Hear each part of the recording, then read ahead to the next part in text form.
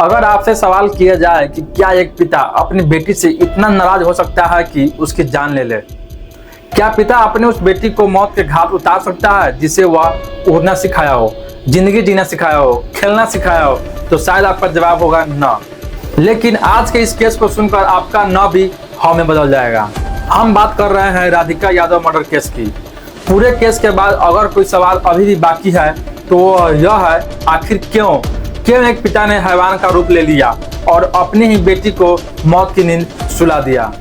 गुरुग्राम के सेक्टर 57 सुशांत लोक के एक घर में ज्वाइंट फैमिली के साथ रहने वाली राधिका के दिन की शुरुआत काफी अच्छी हुई थी, क्योंकि आज था उसकी मां का जन्मदिन। लेकिन राधिका की मां की तबीयत खराब थी, तो राधिका ने सोचा कि वह किचन में जाकर अपनी मां के लिए कुछ अच्छा बनाकर उन्हें सरप्राइज देगी।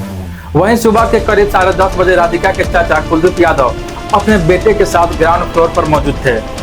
तभी उन्हें अचानक एक शोर सुनाई दिया।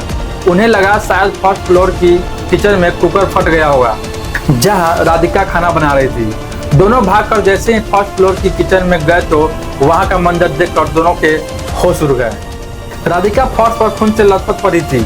बिना वक्त गवाए वह राधिका को फौरन हॉस्पिटल लेकर भागे, पर तब तक काफी देर हो चुकी थी। राधिका पहले ही दम तोड़ चुकी थी, लेकिन इसे अभी तक एक्सीडेंटल समझ रहे घर वालों के पैरों तले जब जमीन खिसक गई, जब सुबह 11:30 बजे हॉस्पिटल से पुलिस को कॉल आया और बताया गया कि राधिका की मौत गोली लगने से हुई है। सूचना मिलते ही पुलिस मौके पर पहुंचती है, जहां से पुलिस की एक टीम राधिका के घर के लिए रवाना हो जाती है और एक टीम हॉस्पिटल में रहकर पूछताछ करती है। पूरे मामले की इन्वेस्टिगेशन शुरू हो गई थी। पुलिस सबसे पहले क्राइम सीन पर जाती है, जहां जमीन पर फैला राधिका का खून और किचन की दीवार पर धंसी गोलियों से यह साफ हो गया था कि राधिका की गोली मारकर हत्या की गई है।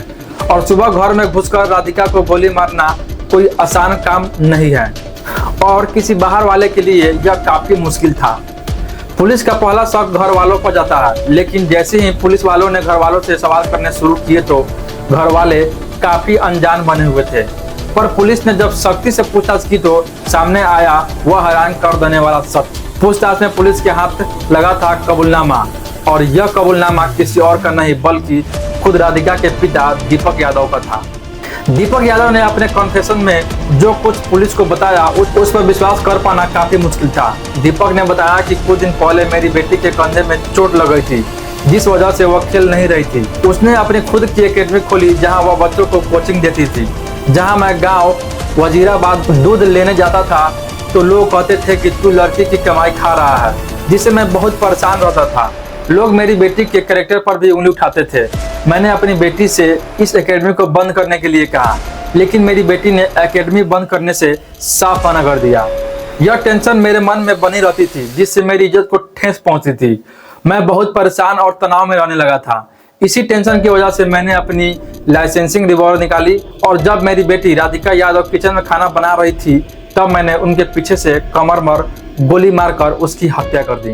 पुलिस के हाथ अपराधी और उसका कन्फेशन दोनों आ गए थे, लेकिन जो अभी तक पुलिस के हाथ नहीं आया था वो था प्रूफ और पोस्टमार्टम रिपोर्ट। इसलिए पुलिस ने इन्वेस्टिगेशन जारी रखी। पुलिस ने दीपक यादव से पूछा कि वह लोग कौन थे जो उसे उसकी बेटी के खिलाफ भड़काते थे। जिस पर दीपक ने किसी का नाम नहीं लिया तो पुलिस वजीराबाद पहुंची और वहां उन्होंने 20 से ज्यादा लोगों से पूछताछ की, जिनमें दीपक के करीबी भी शामिल थे। लेकिन किसी एक ने भी दीपक के इस तरह की बातचीत का कोई दावा नहीं किया। यह के सामने से देखने पर जितना सीधा दिख रहा था उतना था नहीं, क्योंकि यहाँ से उस कहानी में कई एंगल्स ने जन्म लिया। इस मर्डर को लोगों ने अलग अलग पहलू से देखना शुरू कर दिया था। इस बीच एक नया एंगल निकल कर सामने आया, जो था लव जिहाद का। 20 जून 2024 को रिलीज हुई सॉन्ग करवा में राधिका ने एक्टिंग करियर में अपना पहला कदम रखा और राधिका के मर्डर के बाद इस गाने को लेकर बड़े सवाल खड़े हुए। लोगों का कहना था कि दूसरे धर्म में लव अफेयर की वजह से दीपक ने अपनी बेटी को मार दिया।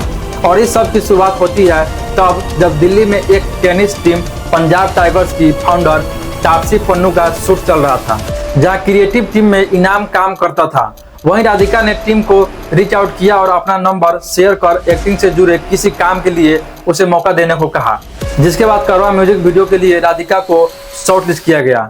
इस वीडियो में राधिका के साथ स्क्रीन पर नजर आए इनाम और यही रीजन था कि राधिका के मर्डर के बाद लोगों ने राधिका के नाम के साथ इनाम का भी नाम जोड़ना शुरू कर दिया। लेकिन सच तो अभी कोसों दूर था।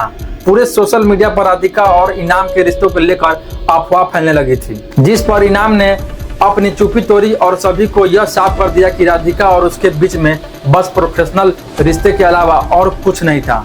और क्योंकि दोनों के रिश्तों का लेकर ना तो कोई प्रूफ था और ना ही पुलिस इन्वेस्टिगेशन में पुलिस को कुछ ऐसा मिला, इसलिए यह एंगल क्लियर हो गया था। तो वहाँ दूसरा एंगल जो लोगों को लगा कि राधिका के मर्डर की वजह हो सकती है, वह था कि टेनिस खेलते वक्त राधिका के छोटे कपड़े पहनना पिता दीपक यादव को पसंद नहीं था और बाकी लोग भी राधिका के छोटे कपड़े पहनने पर दीपक को ताने मारते थे। तो इस एंगल को समझने के लिए राधिका और दीपक के बैकग्राउंड को समझते हैं।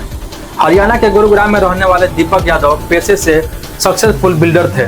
पूरा परिवार फाइनेंशियल काफी स्ट्रॉन्ग था। इसी परिवार में 23 मार्च 2000 में जन्म होता है एक नन्ही परी का, जिसका नाम रखा जाता है राधिका।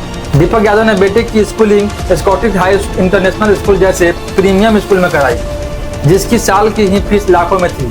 राधिका ने पढ़ाई के साथ साथ बेहद कम उम्र में टेनिस का रैकेट भी थाम लिया था और राधिका ने पूरी लगन से खेलते खेलते कई मैच जीत गए और कम उम्र में ही टेनिस के खेल में अच्छा खासा नाम भी कमा लिया। सभी को राधिका से उम्मीद थी कि वह एक दिन दूसरी सानिया मिर्जा बनेगी, लेकिन सबसे ज्यादा विश्वास अगर किसी को था तो वह थे राधिका के पिता दीपक यादव। वह बचपन से ही टेनिस के लिए राधिका को बहुत सपोर्ट करते थे। उसे बाहर देश विदेश में टेनिस टूर्नामेंट खेलने के लिए लेकर जाते थे। इतना ही नहीं, एक बार राधिका के शोल्डर में इंजरी हुई और डॉक्टर ने उन्हें कुछ समय के लिए खेलने से मना कर दिया, तो राधिका का एक प्राइवेट एकेडमी में टेनिस कोच बन गई। लेकिन जब राधिका के साथ और बच्चे भी जुड़ने लगे तो राधिका के पिता ने ही गुरुग्राम के सेक्टर 61 में क्रिकेट एकेडमी के बगल में एक टेनिस कोर्ट को किराए पर ले लिया। यह बात सभी जानते हैं कि दीपक यादव बेटी से ज्यादा बेटी के टेनिस करियर को लेकर काफी खुश थे और एक पिता की तरह अपनी बेटी के करियर की सारी जिम्मेवारी उठा रहे थे। तो ऐसे में इस एंगल को भी सही नहीं माना जा सकता। जहां अभी अलग अलग एंगल से इस केस को देखा जा रहा था, तो वहीं सामने आती है राधिका की पोस्टमार्टम रिपोर्ट, जिसने पूरी कहानी को बदल कर रख दिया। रिपोर्ट में साफ निकल कर सामने आया था कि राधिका को गोली सामने से मारी गई थी। एंट्री और एग्जिट पॉइंट से पता चल जाता है। इतना ही नहीं, दीपक के बयान में उसने बताया कि उसने राधिका को 3 गोली मारी थी, लेकिन पोस्टमार्टम में 4 गोली लगने से राधिका की मौत हुई थी। अब सवाल यह उठता है कि अगर राधिका को गोली सामने से मारी गई तो आखिर दीपक ने अपने कन्फेशन में पीछे कमर पर गोली लगने की बात पुलिस को क्यों बताई? तो इसके पीछे की भी कुछ वजह हो सकती है जो अभी तक साफ नहीं हुई है, क्योंकि दीपक ने खुद हत्या की बात स्वीकार कर ली थी। इसलिए कन्फेशन के हिसाब से गोली कहाँ लगी यह केस के आउटकम को बहुत प्रभावित नहीं करता था। इस केस में 2 वजह देखी जा रही थी। अपराध के समय अपराधी मानसिक रूप से टेंशन में था, या अपराध के बाद डर की वजह से उसने गलत बयान दे दिया ताकि खुद को सजा कम या ज्यादा दिखा सके। क्योंकि दीपक बार बार यह बोल रहा था कि उसने कन्या वध कर दिया है, इसलिए उसे फांसी होना चाहिए। जहां इस केस को police open and short case मान रही थी, जो वही लोग अभी भी पूरे केस को लेकर नए नए एंगल सामने लेकर आ रहे थे। लेकिन फिर भी एक बार कुछ ऐसे प्रूफ निकल कर सामने आए जिससे यह केस पूरी तरह से साफ हो गया। इसी कड़ी में सोशल मीडिया पर सामने आई राधिका की दोस्त हिमांशिका, जो खुद भी टेनिस प्लेयर है और राधिका के साथ पिछले 10 साल से थी। हिमांशिका राधिका से काफी क्लोज थी और राधिका उसे कई बातें अक्सर बताया करती थी। हिमांशिका ने सोशल मीडिया पर एक वीडियो पोस्ट किया जिसमें उसने राधिका और उसके परिवार के रिश्तों के बारे में खुलकर लोगों को बताया। हिमांशिका का कहना था कि उसके परिवार वाले पहले से ही राधिका पर काफी रोक टोक करते थे और उन्हें सोसाइटी का काफी डर रहता था। राधिका बहुत टाइम से अपने घर पर सफर कर रही थी। उसे घर पर बहुत घुटन महसूस होती थी, यहाँ तक कि अगर राधिका कभी हिमांशिका से बात भी करती थी तो उसे दिखाना पड़ता था कि वह अपने किसी दोस्त से बात कर रही है। हिमांशिका ने यह भी बताया कि राधिका को लेकर जो लोग निगेटिव बातें करते थे, उससे पिता दीपक राधिका से ही नाराज हो जाते थे, सिर्फ उन 4 बातों के चक्कर में कि यह मेकअप करने लगी है, छोटे कपड़े पहनती है और दीपक राधिका की कमाई खा रहा है। ऐसी बातों पर ध्यान देकर उन्होंने अपनी बेटी के मौत को घाट उतार दिया। सिर्फ दीपक की सोच की वजह से आज राधिका हमारे बीच नहीं है। इतना ही नहीं, इसका एक और प्रूफ है राधिका के व्हाट्सएप मैसेज से जो उसने अपने फॉर्मर कोच अजय यादव को किए थे। अजय ऑलरेडी दुबई में सेटल है और राधिका ने अक्टूबर 2024 में उन्हें मैसेज यह कहा था कि वह कुछ टाइम के लिए घर से निकलना चाहती है, ऑस्ट्रेलिया या दुबई में इंडिपेंडेंटली रहना चाहती है, क्योंकि घर पर उसको काफ़ी रिस्ट्रिक्शन होता था और यह कहीं भी इंडिपेंडेंटली रहकर कुछ कोर्स भी करना चाहती है। राधिका के घर में 2 हफ्ते पहले से चीज़ों में बदलाव देखना शुरू हो गया था। धीरे धीरे राधिका के खिलाफ उसके पिता के मन में कई ख्याल जन्म लेने लगे थे। घर के दीवारों के पीछे जुर्म की एक नई कहानी तैयार की जा रही थी।